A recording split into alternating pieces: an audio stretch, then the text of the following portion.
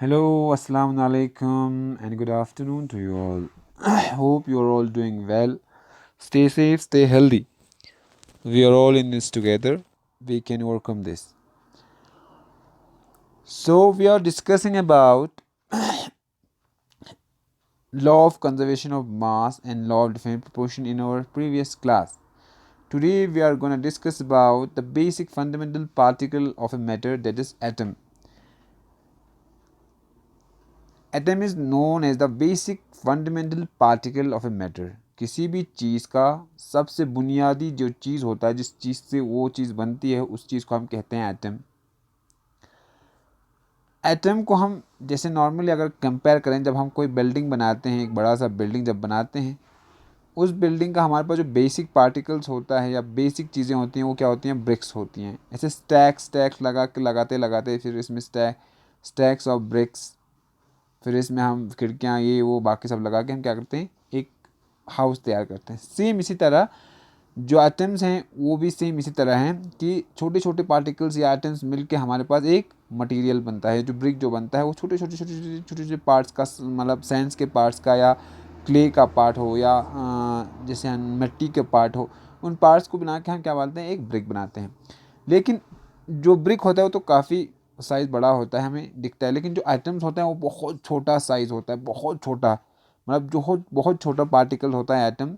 इसीलिए ये जो आइटम्स होते हैं वो नॉर्मली हमें आँखों से नहीं दिखता। इसके लिए हमें क्या मेनली क्या यूज़ करना पड़ता है? जैसे एक माइक्रोस्कोप्स यूज़ करना पड़ता है। जैसे हमारे पास कंपाउंड माइक्रोस्कोप होता है जो नॉर्मली लैब्स में होते हैं, कंपाउंड माइक्रोस्कोप। इससे हमें क्या है? इससे हमें एटम्स नहीं दिखता, लेकिन एटम्स को देखने के लिए हमारे पास इलेक्ट्रॉन माइक्रोस्कोप होता है, वो जो काफ़ी बड़ा होता है माइक्रोस्कोप। तो आपको यूनिवर्सिटी लेवल में जब जाओगे, यूनिवर्सिटी में पहुंचोगे, तो आपको दिखेगा कि इलेक्ट्रॉन माइक्रोस्कोप कितना बड़ा होता है। तो इलेक्ट्रॉन माइक्रोस्कोप के थ्रू हम देख सकते हैं कि एटम कितना छोटा होता है। तो एटम्स को जब हम नापते हैं या जब किसी चीज़ को मेजर करते हैं, तो एटम्स को भी हम मेजर कर सकते हैं। एटम को मेजर करते हैं हम नैनोमीटर्स में। नैनोमीटर्स फर्स्ट चैप्टर में जब हमने पहली बार बेसिक कंसेप्ट इन केमिस्ट्री पढ़ा था, तो आप लोगों का हमने ये इन सब से डेसीमीटर, नैनोमीटर, मिलीमीटर, इन सब से आपको इंट्रोड्यूस किया था कि कितना बराबर होता है। एक नैनोमीटर बराबर होता है 10⁻⁹ मीटर के बराबर। 10⁻⁹ मीटर हमारे पास एक नैनोमीटर के बराबर होता है। और हमारे जो एटम का जो साइज़ होता है, हम क्या किस में नापते हैं? नैनोमीटर में नापते हैं, क्योंकि बहुत छोटा साइज़ होता है। ठीक। अब इन्हीं वेरियस कम्बिनेशंस ऑफ एटम्स से बहुत कम एटम्स कंबाइन होकर हमारा क्या बनता है? हमारा मॉलिक्यूल बनता है, वही हमारा एलिमेंट बनता है, कोई एलिमेंट। तो कम्बिनेशंस ऑफ एटम्स, बहुत सारे एटम्स कंबाइन होकर हमारे पास एलिमेंट्स बनते हैं। अब इन एलिमेंट्स को जब कोई भी चीज़ जो होती है, उस चीज़ को हम रिप्रेजेंट करने के लिए, मतलब एक रिप्रेजेंटेशन होती है उस चीज़ का कि इस सिंबल से, जैसे कि रेड दिखने से हमें या रेड कलर दिखने से हमें पता चलता है कि कहीं जगह मतलब यहाँ पे खतरा है, तो रेड कलर खतरे की निशानी होती है। सेम इसी तरह डिफरेंट एलिमेंट्स को सिम्बलाइज किया गया डिफरेंट साइंटिस्टों ने। तो सबसे पहले इसमें सिम्बलाइज करने में सबसे पहले हाथ था डाल्टन का। डाल्टन ने अपने हिसाब से एलिमेंट्स को सिम्बलाइज किया, और उसने सिम्बलाइज किया तो उसने जैसे कुछ एग्जांपल्स यहाँ पे आपको मेंशन है। जैसे उसने हाइड्रोजन को सिम्बलाइज किया। कैसे? ऐसे गोल बीच में एक डॉट बना के उसने हाइड्रोजन को सिंबल किया। फिर ऑक्सीजन को उसने एक स्फेयर नॉर्मली, फिर कार्बन को एक मतलब ऐसे फुल स्फेयर, जिसमें फुल स्फेयर से किया। फिर फास्फोरस को उसने एक ऐसे फास्फोरस को, जैसे जो अपना पीस के लिए ये जो होता है, ये जो सिंबल होता है, वो आमतौर पर पीस के लिए भी इस्तेमाल किया जाता है। ठीक। तो नॉर्मली डेल्टन ने अपने हिसाब से, ये कुछ इसमें कोई लॉजिक नहीं था कि ये क्यों था, उसने ऐसे सिम्बलाइज कर दिया कि इसका ऐसे रिप्रेजेंट करेंगे। लेकिन जब बाद में इन चीज़ों पे बात होने लगी, तो सबको ये लगा कि ये चीज़ें तो बहुत कम्प्लेक्स चीज़ें हैं, याद नहीं रख पाएंगे हर एलिमेंट्स का अलग। अब ये तो 2-3 एलिमेंट्स हैं, बाकी बाकी सब एलिमेंट्स का अगर हम ऐसे डिराइव करते जाएंगे, तो ये सिम्बल्स हमें ईजीली, मतलब हम याद नहीं रख सकते हैं, या बहुत कम्प्लेक्स स्ट्रक्चर्स बनाए उसने। तो इस चीज़ को ओवरकम करने के लिए हमारे पास ब्राज़ीलिस करके, जे ब्राज़ीलिस करके एक साइंटिस्ट आया। उन्होंने पहली बार एलिमेंट्स को सिम्बलाइज करने के लिए उसने बताया है कि जो एलिमेंट है उसका एलिमेंट का फर्स्ट लेटर फर्स्ट लेटर उस एलिमेंट का, ठीक फर्स्ट लेटर ले लो और उससे सिम्पलाइज करके सिम्पलाइज किया उसने, या उसने फर्स्ट 2 लेटर्स लिया हीलियम, जैसे हीलियम के केस में, तो ऐसे उसने सिम्पलाइजेशन किया या सिम्बल्स दिया। किसी चीज़ को सिम्बल्स देने से हमें क्या फ़ायदा है कि हम इजीली उस चीज़ को, मतलब रिएक्शंस में जब रिएक्शंस लिखना होता है मेनली, तो उस रिएक्शन में हम पूरा नाम ना लिखते हुए उसका सिंबल लिखेंगे तो हमारे इजीली हमें उस चीज़ को समझने में आसानी हो जाती है। तो सिम्बलाइजेशन यहाँ से शुरू हुआ, जे ब्राज़िलियस ने सबसे पहले बार सिम्बलाइज किया। अब इसी जे ब्राज़िलियस के कंसेप्ट को आगे फॉरवर्ड किया या आगे उस चीज़ पे काम करने से हमारे पास उस चीज़ पे काम करके हमारे पास अभी के जो सिंबल्स हैं, अपनी जो पीरियडिक टेबल है, मॉडर्न पीरियडिक टेबल या long form of periodic table, उस चीज़ में हमने डिफरेंट डिफरेंट एलिमेंट्स के डिफरेंट डिफरेंट सिंबल्स हमने बनाए हैं।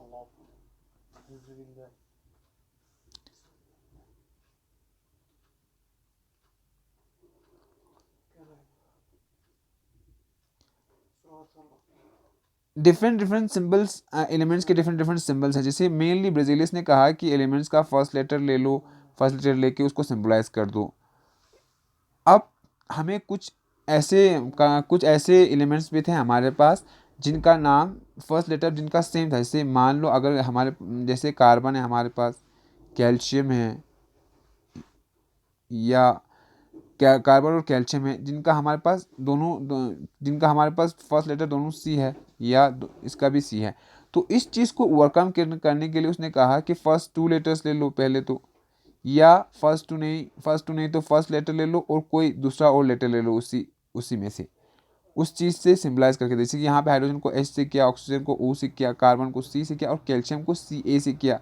ऐसे करके उसने कार्बन को C से ही किया, कैल्शियम को Ca से कर गया।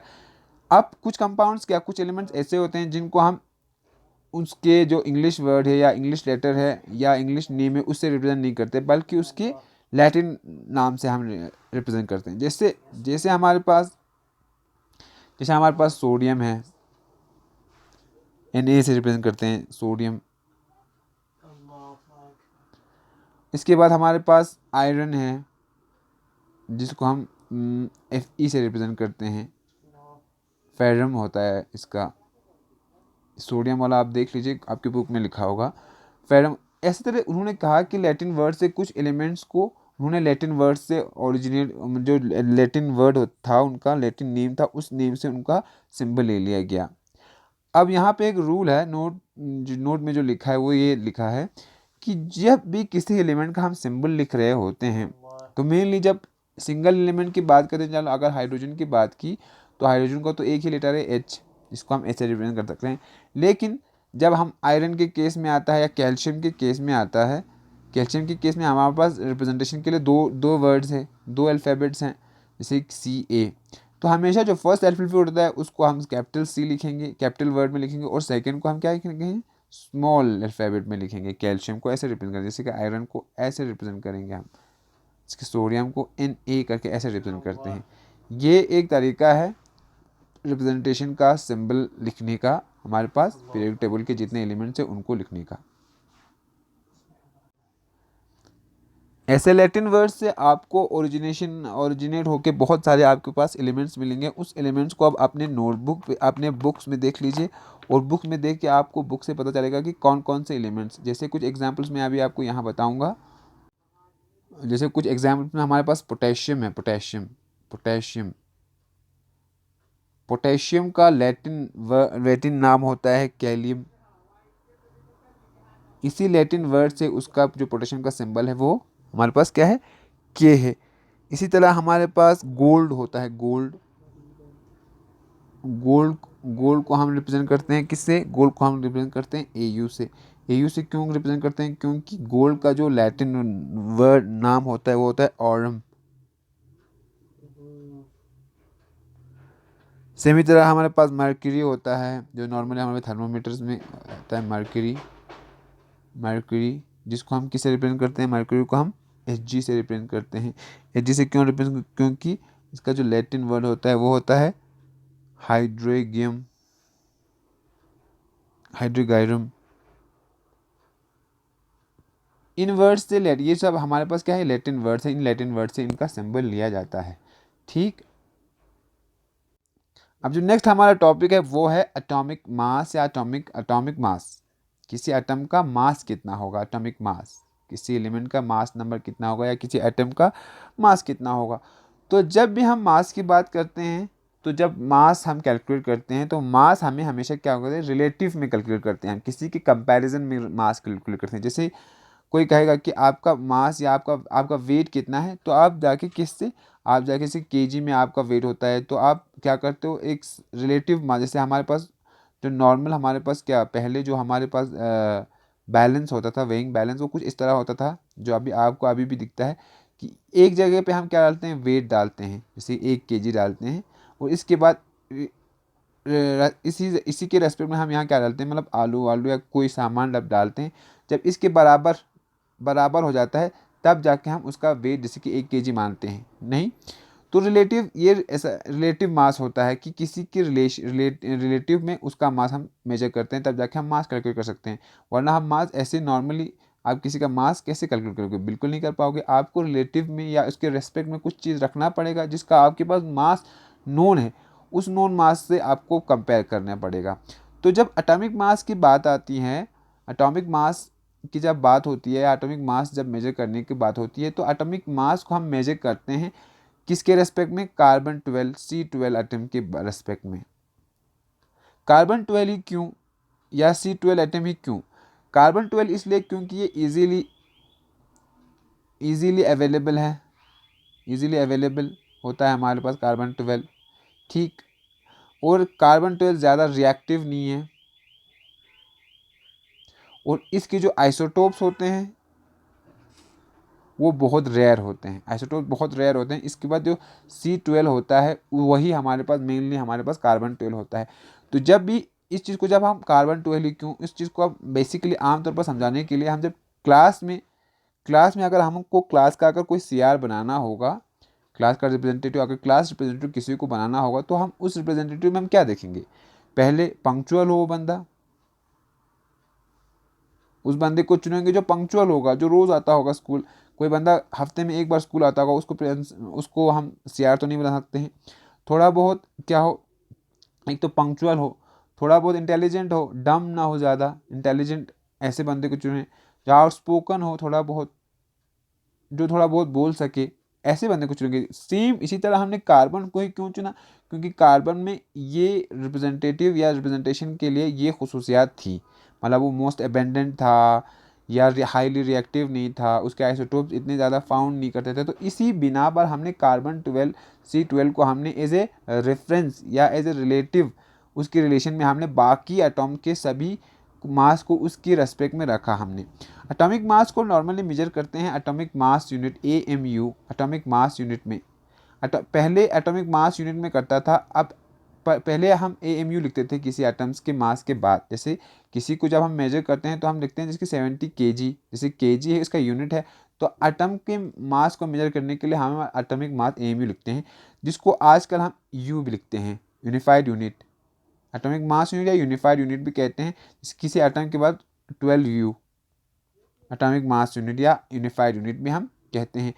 अब एक एटॉमिक मास यूनिट, एक AMU हमारे पास कितने बराबर होता है, कि इसका वेट कितना होता है।